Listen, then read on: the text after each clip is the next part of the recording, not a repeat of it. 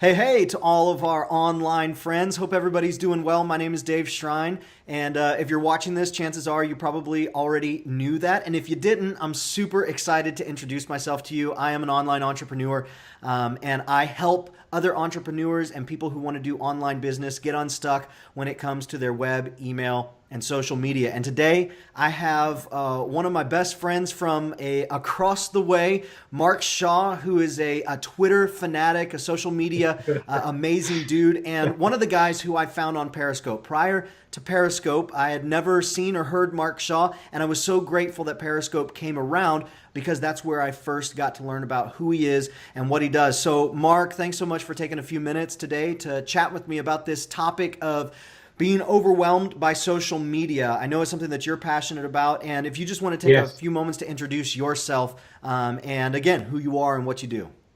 Okay, thanks, Dave, and thanks everyone for tuning in and for listening. I got to know Dave yet, as you just heard through Periscope. I live in Totteridge, North London. It's always raining here in London, and Twitter's my thing. You'll get to hear more about why it's my thing shortly. And I advise, speak, consult, do anything and everything related to Twitter. I love it to death, but there are some issues with social media, and we're going to talk about that right now. Yeah, there's a lot of issues with social media, and I think one of the most ironic things about even the way we connected is that you've made some huge changes. And before we talk about what those changes are, the whole conversation that we're having today is kind of spurned by this idea of, or spawned by this idea of being overwhelmed by social media, this idea of, man, Mark, if I'm not showing up everywhere, Snapchat, Instagram, Pinterest, LinkedIn, Periscope, Facebook Live, Facebook page, Facebook profile, Instagram stories, if I'm not showing up on every platform that's out there, then I'm missing out on a huge opportunity. If I'm not everywhere, then it almost feels like I'm nowhere. And I know that even though I don't play the game of being everywhere, I have, I don't know, 5 platforms that I try to show up on, that I try to build community on. And if I'm not in the mode of creating content, like if I'm in the mode of just hunkering down and I feel this weight on my shoulders. I feel this, I've got to be there. So is that something that you have noticed? Because you've interacted with a lot of people and you have a lot of dialogue on Twitter. Is that a feeling that you notice online by other folks, or is that Ab- just ab- limited to me? No, absolutely. It's a very common feeling. I had it. I turned 50 in March of this year. And I don't know if it's a coincidence, but it was around the same sort of time that I just became totally overwhelmed with the amount of content that everyone is telling everybody they need to be pumping out everywhere, Yeah. non-stop. Now, let's put this into context, okay? If you have a content factory behind you, if you have the budget of Coca-Cola, this is not an issue. Right. You have hundreds of staff writing, videoing, producing snippets, cutting, doing all sorts of things. This is aimed at the solo entrepreneur, which I know you appeal to, the entrepreneur, the person on their own who's sitting at home and their social media expert is telling them you need to be videoing, live streaming, posting everywhere non-stop. Yeah. Folks, it's just not achievable. Yeah. So what people tend to end up doing, which is all they can do, is duplicating boring, valueless, meaningless stuff Yep. everywhere to look as though they are on every platform. Mm-hmm. And it's a complete waste of time. Yeah. One of the big things that transformed my thinking around this was, I know you know Brian Fanzo and have followed him, and I have as well. And I love the way he approaches this entire conversation of social media and building community online. One of the ways he talked about it is like, if you're just showing up on social media to build followers, like you're missing the point. The point of social media is to build a community, right? It's to build community and grow relationship. And so this idea of just, I'm going to robotically copy and paste what I do on Twitter and post it over on Facebook, and then I'm going to take what I did on Facebook and I'm going to put it over to Instagram and find some random photo. You're missing the point of social media. You're missing the point of being on those platforms. Talk a little bit about what this copy and paste mentality, where it comes from. Talk a little bit about how this plays out with people and why they think it's Well, okay to do. Well, they think it's okay to do because sadly, so many so-called social media gurus, Yeah. ninjas, experts, whatever you wish to call them, that is what they're doing. Yeah. Okay. They are pumping out between 80 to 100 tweets a day. Okay. Now, if you click on some of these things, they are 4 years old, Yeah. 5 years old. Why are they so old? Because they just need this volume to be everywhere. Now, a lot of them have a machine behind them or people writing and supporting their efforts. Okay. I have a lot of time and a lot of respect for Brian. All right. And he talks about go to where your audience are. Now, the trouble is with a little bit of that is your audience might be on 5 different platforms. Right. Okay. So I disagree. You can't be on 5. I don't care because your job ends up just being on the platforms. You're not doing your job. You're not earning any money. You're Yeah. not doing your business because all you're doing is supporting the effort on all these platforms. So, about 3 months ago now, I deleted all of mine. Not just oh, it's not, oh, I pretend it's there, but I'm going to tell people it's not there. I did, and I can tell you now, deleting stuff is a real challenge. You have to look up on Google how do you delete a LinkedIn account, a Snapchat account, an Instagram account. They don't make it easy. These No, people, they all right. don't.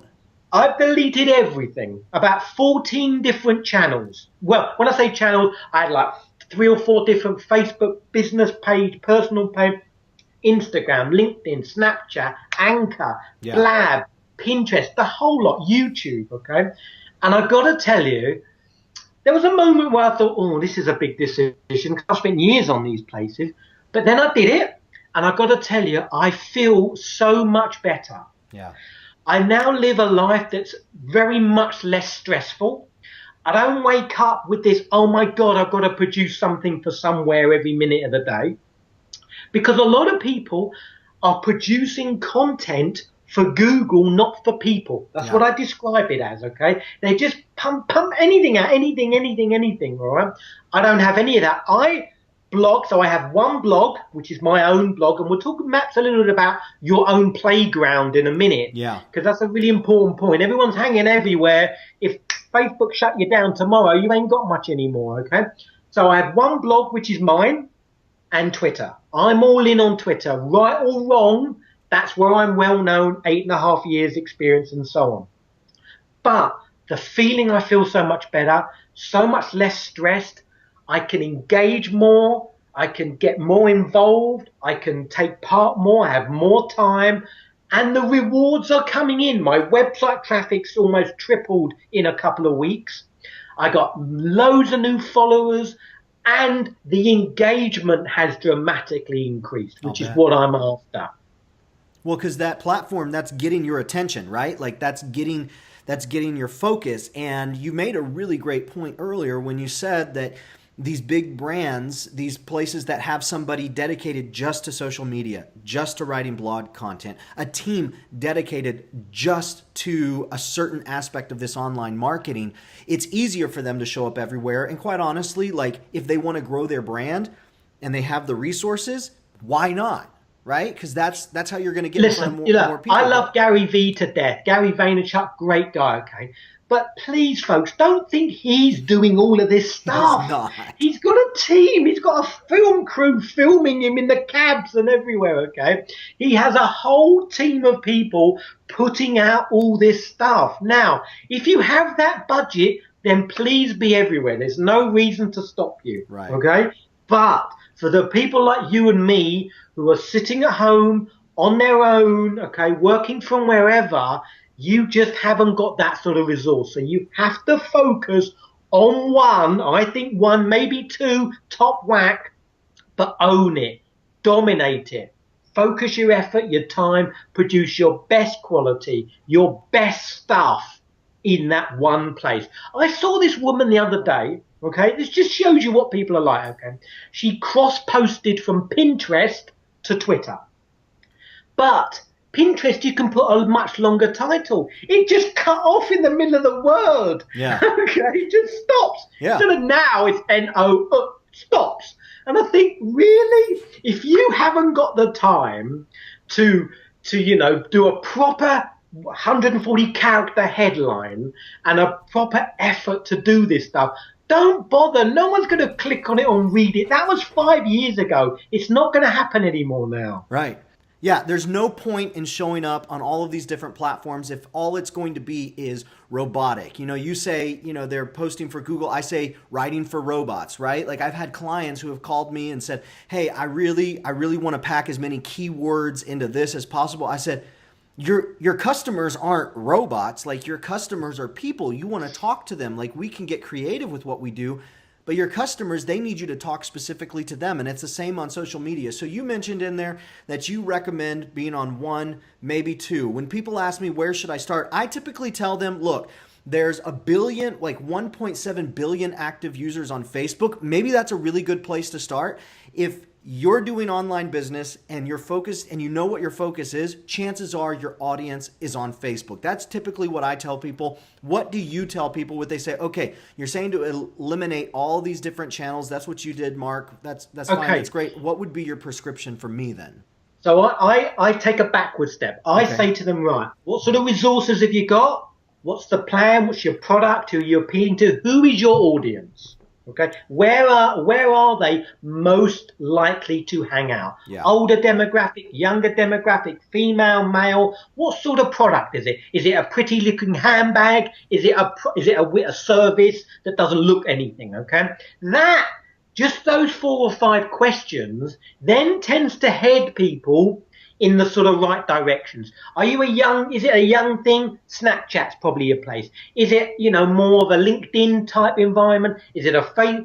And that is probably the key thing. Define who do you want to speak to? Where are they on the world? What's their sort of demographic? Okay. Clearly, each platform has a bit of everybody. Okay. So there isn't the perfect place, but go where the biggest amount of them are. Yeah. And at the moment, Snapchat is 18 to 25. Give it 2 years, that will shift upwards, and then all the 18 to 25s will move on because they don't want to hang out with their mum and dad anymore. Okay? So all these things change. Or they become the mom and dad.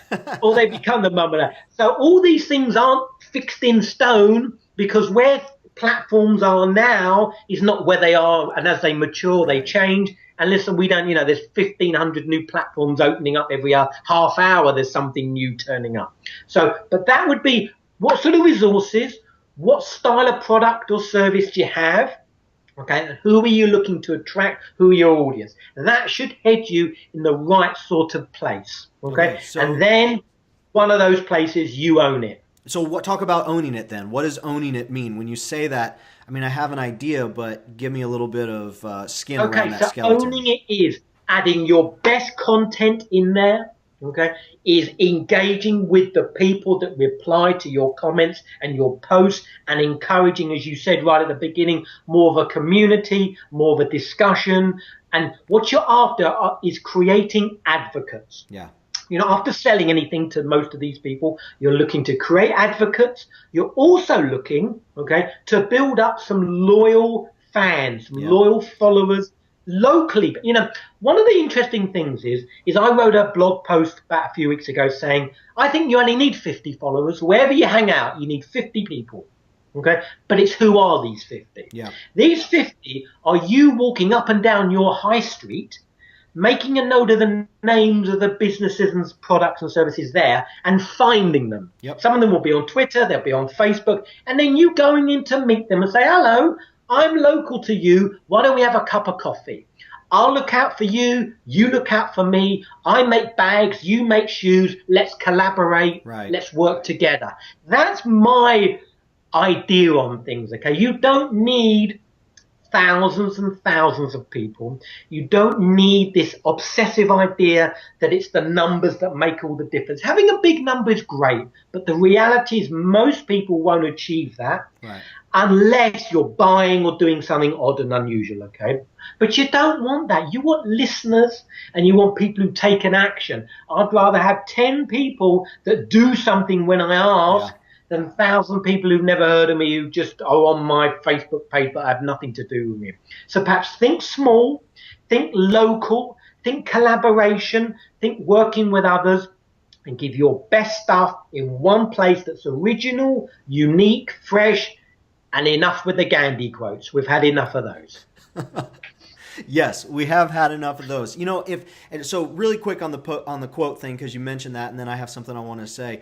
But on the quote thing, I actually like quotes if somebody wraps a little bit of context around them, wraps a little bit of why does this resonate with you, or when did you hear this quote and what did it compel you to do. I think that's great because then it's you coming out rather than just posting a quote for the sake of posting a quote. I might quote you 4 or 5 times from this broadcast here, Mark, because it's resonating with me, because it adds value to my life, and then I can then take that and push that to my followers. So if you can do some of the things that we see people do that we would associate with robotic, but wrap a little bit of context around it. Tell me why it's important. Well, exactly. Okay, so instead of a sunset, do a sunset over your house with something you say. So, for example, on my blog site, okay, I have a whole page of my own quotes. Okay, stuff that I've put together. I've got about 70 there now. Yeah. There's a process, there's a service called Click to Tweet. They add a plug-in to WordPress. You just add what you want to do. You press a couple of buttons, and they're all just sitting there. Yeah. So create a resource of your own great quotes that people can use. Okay. Now, look, like you, I have nothing against Gandhi, Steve Jobs, or Oprah Winfrey, or any of these people.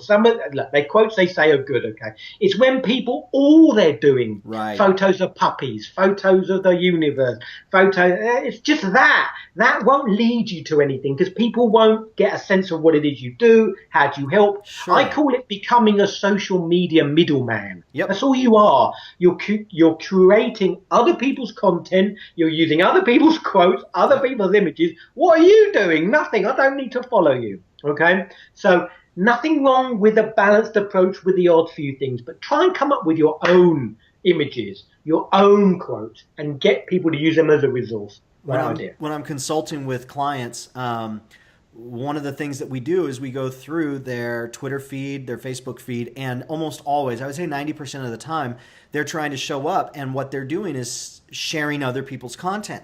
And I say to them, I was like, look, aren't you trying to sell X, Y, and Z? Yeah. Well, what's this person selling? Well, they're selling the same thing. I said, you're pointing your audience, whatever audience you have on this platform, you're pointing them to that other person. I said, you need to be pointing them to yourself. You need to be driving people towards, if you believe that you can change their lives, you need to be driving them towards you and like you said, collaborating with them, providing value to them, helping them increase their ability to do whatever it is you want to equip them to do. And whenever I put it in that context, they're always like, oh yeah, that makes more sense. I have one great question. I have one great question that I always ask clients, which is, would they follow themselves if they came across their Twitter account? Would you follow yourself? And the number of people that look at their stuff and go, oh no, I wouldn't follow that. Look at it. It's just retweeting links all day. Well, that's you. So if you're not going to follow yourself, that's the big question. The other thing to think about is being opinionated, okay? I'm never going to hire you as top dog if you never give me or share your opinion on that topic. Right. If you're always sharing Mary, Bob, and Phil and Stuart's their view, why am I going to hire you? Right. I'm going to hire you because you've shared you're the main man on this topic. So you need to get opinionated, folks. You need to have a view. So share an article, but say why it's right or wrong. Right, yes. Add a comment. Right? Agree, disagree. This is also good. I disagree. So I share stuff, but I disagree with some of it. I've got no problem with that. I want people to know I have an opinion on a topic and I'm the go-to guy on that topic. And that's where most people get it wrong. They have no opinion. Right. They just share anything. And a lot of people don't even look at what they're sharing. I know people don't look at my stuff. How do I know? Because I have analytics. I have Google Live. You know, I can see my web page. Right. I'm live. And I hit the send button, and within 5 seconds, there's people on it and sharing it and stuff. Well, how could they have read it? Right. It's impossible to have read it. You gotta look at what you're sharing, because here's the thing, okay, all right. What you share says more about you than the person that you're sharing. Absolutely. Think about that. It says more about you, okay. If you're sharing nonsense, rubbish, bad articles, out of date articles, articles that are just not accurate or relevant Yeah. anymore, that tells me you're an idiot, not the person who's written it. That's the And that's opinion what that you're people are talking doing. about They right just there. share rubbish. That's the that see your that is your personality. If anybody goes and looks through your feed right now, the way that you talked right there and the way you avoided the word I think, the way you just spoke with this is what it is, that's the sort of thing that's either going to draw someone to you and repel them away from you. And if you're in this game for business, if you're in this game to build a brand, you want to either attract or repel. You don't want people who are in the middle who are like, yeah, I kind of like him, I kind of don't. You want people who are like, I want the second that I can work with Mark Shaw, or the second Mark does something where I can get on board with that, where it's something that I'm able to do, I want to be on board. Not that person who's like, yeah, I like following him. I'm not going to unfollow him, but I don't really talk to him. What good is that doing anybody? So let's go back to the numbers game here. So on Periscope, that's where we connected. You've deleted your account. I'm still on Periscope. I have a very good rhythm of why I continue to show up on Periscope. That's for another conversation. But one of the things that I would tell people, going back to this idea of numbers, right? Like I'd rather have 10 people who are ready to respond and act than 10,000 people who don't do anything when I put out a call. So one of the things that I would say on Periscope is, look, like, are you frustrated by only one or two people showing up on your scope? I said, look, that's actually a blessing, especially if you're getting started out, but period, it's a blessing. Why? Because you have the opportunity to engage more in a one-on-one or one-on-three conversation than you would if your room was full of 100 people listening or 200 people commenting. It's nearly impossible for the people who I join who have 200, 300 people in the room, even if I'm allowed to comment because there's enough room for me to comment, it's impossible for them to see my stuff. And I want to hear my comment read aloud. I want to hear them acknowledge me. I want them to say, Dave, I see you. I recognize that you're there.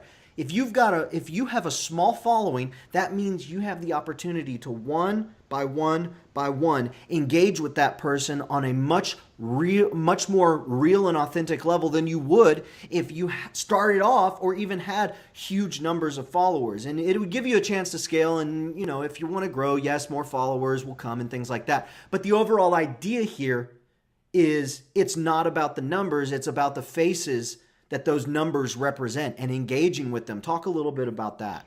I totally agree with you. Okay. From my own, I joined Periscope 5 minutes after it started. Okay. I was right from the beginning. Right. Okay. I personally just ran out of stuff to say. I just ran out of stuff. Okay. Yeah. I was obsessed with it. I was all in on it. Three to five shows a day. So my advice to people would be, live streaming isn't going away and it's a great technology. It's not for everybody, though. Right. That I will say, okay? Whether you like it or not, okay, the vast majority of things that people would watch a year ago when there wasn't any other game in town, they won't show up for that anymore, Right, okay? right. The fridge, you lying on your couch, dull, boring, and whatever, okay? But you're right, a small number is great, okay? But what I would say to you, if I could turn it around now, is pace yourself. Yeah. Okay. Small snippets of a show regularly, 3 to 5 minutes top whack, rather than a big topic, thinking you've got to come back every day. And then I just literally run out of because a 10-minute, a 20-minute show on Periscope, you can say an awful lot of stuff. Oh, yeah. Okay. Right. And then you've got to produce another load of stuff tomorrow, right? Or even in the afternoon, you've got to come back again. You're not Ellen DeGeneres with that show where you've got a load of people writing or you've got guests coming in all the time. So unless you've got amazing content all the time again, okay, pace yourself. Yep. Don't worry about the numbers, Yep. just like you say, all right? It's quality game and you can still create the know, like, and trust really fast. But just pace yourself. And if I look back now to how many people are on there now to when I was on, it's dramatically different, dramatically changed, okay? And most of the people that were like me that were doing 3 shows a day, maybe 1 show every other day now, because can't keep Can't keep saying the up with it. same thing over and over and over. So that would be my advice. Pace yourself much better than I did. Yeah, these entertainment shows, they have rooms of 20, 30 people in there, interns volunteering their time because they need experience, students who are sitting in. And then you've got the 4 or 5 main producers, executive producers, assistant producers, writers. And they're all sitting in there trying to come up with idea for the next week's show, for the next month's show. And in our world, how many people are in here with me? I mean, we're talking right here, but as soon as we hit stop, it's just me. Well, and my dog asleep somewhere over there. But it's just me. And in that room right now, it's just you. We don't have the ability to keep up with all of these people whose job it is to come up with ideas. I have to do client work. I have to support my own social media. I've got to write emails. I've got to design graphics. I have to be with my family. I mean, that's one thing we haven't even talked about is the impact that social media has on your family. Now, I will say this, so let's keep talking about Periscope here for a second. I know that on Periscope, if I broadcast before 8 a.m., and I know that if I broadcast after 6 p.m., U.S. time, where I'm at, I know that I can get more viewers. Here's the problem. Before 8 a.m., I'm with my kids. And after 5 p.m., I'm with my kids.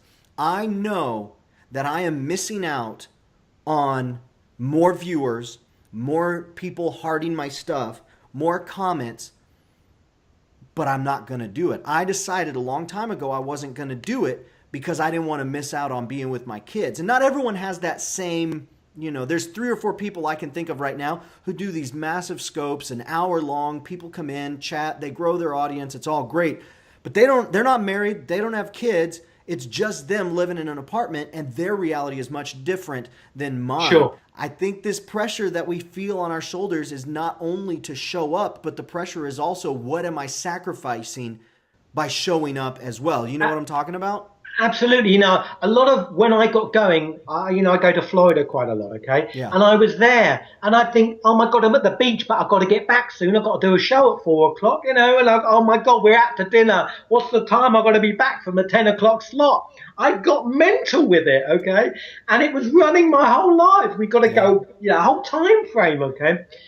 Which I think comes back to a huge point about all of this, okay? It needs to be fun. Yeah. I lost the fun in this. That's probably the biggest thing that happened. It weren't fun anymore. It was a chore. I was struggling with ideas. If you said to me, what's my next blog post about? I have no idea. No idea. I don't have a calendar on the wall. I don't have a plan. I have nothing. I do it literally. I go out for a walk most days. And in that walk, something might happen. Who knows? I see something. I read something. Something happens and I get an idea. Some days I do. Some days I don't. And the days I don't beat myself up. I just say, oh, I'm not going to write rubbish because I've got to write something. I just leave it. Yeah. And so I feel much less pressure. I can go out. I was out at dinner I got a message from Adobe. Okay, dear Mark, we're doing a big chat last night. Okay, we'd love you to turn up. And I messaged back to say, sorry, I'm out at dinner. Can't turn up. A year ago, I'd have been, hang on, I just got to pop out for a minute. I've got to get on this chat and take. No, you can't do it. You got to have a life. It's got to be fun. You've got to look after yourself, right? And remember, social doesn't stop at the end of the week. It just keeps going and going and going and going. And you can have a holiday and you can have a break. And you don't have to film every part of your life because, frankly, unless you're Denzel Washington, nobody cares what you do every day. Right? The odd snippet of you at Starbucks or on the beach, fine. But no one really cares, all right? Yeah, and so people get this, oh, my God, I haven't been on. Why is it? Here's a question maybe you can answer, okay? Why is it when people aren't on, say, Snapchat for 2 or 3 days, they always come back and apologize? Why do they do that? Sorry, I haven't been on for 2 days. I've been away or ill or working. Why do they apologize? I'm always interested. What's your view on that? Why do they apologize? I think they apologize because they're guilty to themselves. They're not apologizing to anybody else. I think they've created this world inside their brain of, if I do this, and this, then I'm going to be successful. And nobody's contributed to that. Nobody's coached them through that. Nobody's helped them understand what's really going to help them get from point A to point B. And so there's this level of guilt of, I'm trying to do this over here, And I know that this, at least in my brain, I know that this helps me get there. And so to come back and apologize, it does two things. I think one, it helps them feel better about themselves. It helps them justify why they were gone. And I think two, I think it's basically a re-announcement to the world of, hey, please don't give up on me. Please don't leave me. And I think that's honestly what it comes back to. But isn't that scary that you can be away for a day and you're like apologizing? Oh my God, I've lost my. What can it tell? But here's a really important point, folks. Yeah. You need to listen to this, okay? What does it tell you about their belief in their audience that them going away for a day, they're all going to disappear on them and go to somebody else? That ain't loyalty. If you've got a rock solid situation going on and people like you, they read your stuff, they're interested, and you've engaged and you've got context and you know about each person, you disappear for a week, they ain't going to abandon ship on you. If your whole relationship is like 1 inch deep with millions of people, then you're worried that if you don't show up, or someone else a bit better looking than you does exactly what you're doing, everyone's going to disappear. That's often, I think, why they apologize and why they're so nervous all the time, why they're fearful of missing out, because they haven't got a loyal following, because they haven't built any relationships with anybody. So you talked about your website, and I think this is the perfect segue into this idea of, okay, I pick one platform, maybe I pick two, and I show up and I own it, and I build relationships. The idea of having your own playground, I think that's where this comes into. Okay, so what am I doing then? What am I driving people to? And so what are you doing? What are you driving people to? Drive it always with my mind, driving them to my blog site. That's it. That's my place. I'm in complete control of that. It's hosted by me. I own it. No one's going to chuck me off or tell me what I can and can't do there, okay? That's where I drive everybody to. And with that, I run a MailChimp mailing list for people who are interested in my stuff. I don't beat you up with banners and pop-ups and, oh my God, all this stuff, okay? All right? At the end of every post, there's a box now that basically says, if you want to make, okay, so an interesting point, and one that maybe for debate in another chat, is comment on or off on a blog site. Okay, all right, okay. So I've got mine off for a whole stack of reasons we'll talk about another day. But what I have added is Twitter yesterday launched a new button that allows people to directly message you straight from your blog site straight into direct message into Twitter. Okay? So I added that and just put, if you want to make a comment, you want to talk to me, anything, hit the button, it comes straight through to me on Twitter. All right? That's my way of dealing with comments and interaction and stuff. And that's where I hang out. I wrote a blog post today. Who knows when the next one will be? It could be tonight because I'll see something. It could be in 3 days when another idea comes into my head. And that's where I drive people. Everything that I want people to know about me or get on my mailing list or learn about hiring me or what have I done or where am I at is on my site. And that's, folks, is where you need to drive people. Facebook and all these places are great, okay? But as we all know, you know, I know people who had built something on Blab, okay? That platform, right? Blab, blab, blab, blab, blab. Suddenly Blab go, we're shutting, like that. Their whole business gone in a no mailing list, couldn't even get the recordings of their stuff. Right. All right. If you don't own the platform, you've got to remember they are a satellite around your main place, and you've got to be driving people to your main mailing. And I know you are a great example of having umpteen mailing lists for all sorts of different things. Yeah, the great thing about the social media is it gives you exposure to different things, but you are in a world with a whole bunch of other people. The second that I scroll past your tweet, Mark, there's 15 others that are right there. So you're competing with a lot of people. And I don't mean competing in terms of, you know, I got to be better than this person, but you're competing for attention, right? Like that's Gary Vaynerchuk. I day Battle of the eyeballs. Yeah, it's the eyeballs, and there's a lot of different places for people to shoot their eyes. But once they come back to your website, that's where you have the opportunity to say, hey, if you dig me, if you dig my vibe, if you like the things that I'm talking about, I would love to connect with you more. And then you hop on the email, and that's where you can build that relationship. That's where you really have control over the way the relationship goes. You see, with Facebook, with Twitter, we don't own and we don't control anything. We don't even control whether or not they're going to see our stuff. And even now with Twitter, if you use the Twitter app, you'll see the first 15, 30, 40 posts recently, and then it'll go through a whole bunch of posts that have happened 4, 5, 6 hours ago. Well, if someone's only going to spend 30 seconds and they see those real-time posts and then they get to those 34 or 5 hours ago, what you missed, they're not even going to see the one that you posted, 45 minutes ago. And so... Well, couple of important points about that. The first thing is I have people, I'm not going to name them because it's embarrassing. I have people who just like all my stuff continuously. So they keep showing up in the notification feed. Okay. That's the first thing. The second thing that's really important, all right, is the share buttons on people's websites. Okay. The share buttons. Firstly, I go to a lot of sites where they've got like 49 share buttons and they're all on 0. Okay. So the advice there, folks, is less is more. Okay. Just because, has anyone ever no one's ever shared my stuff on Reddit. I don't even know what Reddit is. Okay. They ain't ever going to share it on Reddit. That's the first thing. Less is, if you go to mine, I have 3 share buttons. That's it.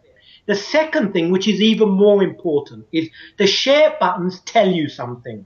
If no one is sharing your stuff like they weren't with me, that tells you need to up your game. Yep. People don't share mediocre, average, boring, dull, valueless content like they did 5 years ago. So if you are getting very few shares, get rid of the number of buttons. All right. And secondly, have a look at, are you getting any shares at all? If you're not, you need to up your game big time. Because that is your best indicator, all right, of what people are. You go to a site like Buffer, all right, they do great posts, and you can see, like 8,000 shares. That tells them they're writing correct stuff for their targeted audience, what they want, right? If you ain't getting any shares other than your mum, your dad, and your next door neighbour, you need to up your game because no one's sharing your stuff, as I discovered, and I put myself in the same camp as that. Yeah. Go back, reevaluate your own stuff. Look at what people are resonating with. Look at your statistics, what type of content. And here's the other thing, too. If you're trying to do this thing, well, I'll say this on Periscope a lot. Look, if you're just dinking around and you're just trying to feel good about yourself, it doesn't matter what your analytics are. Getting another follower is great. It doesn't matter if it's a robot because now you feel good because you crossed over 1,000. But if you're in this thing for money, if you're in this thing to transform your lifestyle, to make another $1,000 a month for your family, to help pay off student loans, to help pay off, whatever the case might be, you need to associate whatever it is that you're doing on whatever platform you choose to show up on. You need to associate that with how is it going to actually generate you money. And I think one of the overwhelming things that, I know it, one of the overwhelming things about social media is when you show up on all these platforms and you don't know how it's going to make you money, you don't know how it's going to generate revenue for your business, it just provides that much more chaos and puts that much more weight on your shoulder to create something that you don't know where it's actually leading to. And then when you don't show up, you can't point back and say, well, this isn't why I'm making money. You just say, well, I didn't post on social media and that's why I'm not making money. Too many people place too much value in what I call vanity metrics, okay? Yeah. Followers, shares, likes, retweets, none of those will pay your bills, put gas in your car or anything, okay? One of the really cool I'm not a data person or numbers person, all right? But one of the really cool places to hang out, and it's free, analytics.twitter.com. Mm-hmm. You can get through it through your own, you go to your Twitter homepage on the desktop and you can go to your analytics. What do you want to look at? Other tweets. Click on the tweets tab. There's loads of stuff there, but I'm not going to go into it now. On the tweets tab, you can see every one of the tweets you've sent and it'll tell you the engagement levels and the engagement percentage on each tweet. Find the best performing ones. Right? If they're all 0.1, 0.2, 0.1, you ain't going to be having a great day. I don't care what you're doing, right? If you can start getting, tweet activity percentage, 5%, 6%, 8%, 10%, you're having a great day. So see what's working and then repeat it with a different headline, different style, different graphic, different image. But don't tell me you don't know what works. It's out there. You just ain't looking in the right places to find it. Yeah, when you focus in, so let's just take Twitter for example. When you focus in on one platform, you eliminate the chaos of all of the other platforms. you give yourself more margin to actually go in, evaluate what you're doing. And what I always tell my students to do is think, first and foremost, no one gives a rip about you. They don't. They don't care about you. They don't care about what you're excited about. They don't care about what you have to say. What they care about is themselves. They care about themselves, and not in a vanity, I care about nobody else, but they care about getting their kids to school. They care about paying their rent. They care about meeting up with their family. They care about their birthday. They care about themselves, just like I care about myself and you care about yourself. Yep. If somebody doesn't care about you, before you click tweet, ask yourself, if nobody cares about this, what do I need to change to compel them to take notice and to force them to care about it? And I've added in the last 2 or 3 weeks, actually last 2 or 3 months really, is this shareable? Is this something that would compel somebody to share? Is this something that somebody would resonate with and say, I want to share this with the world and tell the rest of the world about that? Because if it's not compelling and it's not shareable, it's not worth posting. The other thing to add on to that, totally agree. I wrote a blog post a few days ago. Basically, the title was "Nobody Cares." Okay. Yep. All right. But the other thing I do is, if it's a targeted post about a topic that I know there are particular people who talk about it day and night, I copy them in on the tweet. Yep. I want them now. I don't spam. Okay. Yeah, Don't I was going to say, I know people, you're not spamming. I know you're selecting on stuff specific. that's got nothing to do with them. All right. If it's on customer care, I have 3 or 4 guys who I know are world leaders on that. I will copy them in on it. If it's something on Twitter, I will copy them in on it. I want them to see it. I did it with Jay Bear the other week. He read it about a week later. He then tweeted it out. Okay. Yeah. All right. Because it's targeted, because he talks about customer care. So as a tactic, less is more, but focusing on the people in your industry who are world renowned, who are the top dogs in it, okay, and get their attention by targeting what you're doing, by getting them to read it. They won't read it all the time. Don't get, oh my God, they didn't take any notice. It might take you 6 months for them to take notice, but drip, drip, drip, and eventually they will read something of yours. And then the difference, suddenly you get another 150 people show up at your website purely because they have a much bigger audience of targeted people. Absolutely. And one thing that you're highlighting there with this whole conversation of getting rid of the chaos of social media is you now have, I heard Brian Fanzo say this to me. We were at the Icon conference out here in Arizona. It's an Infusionsoft conference.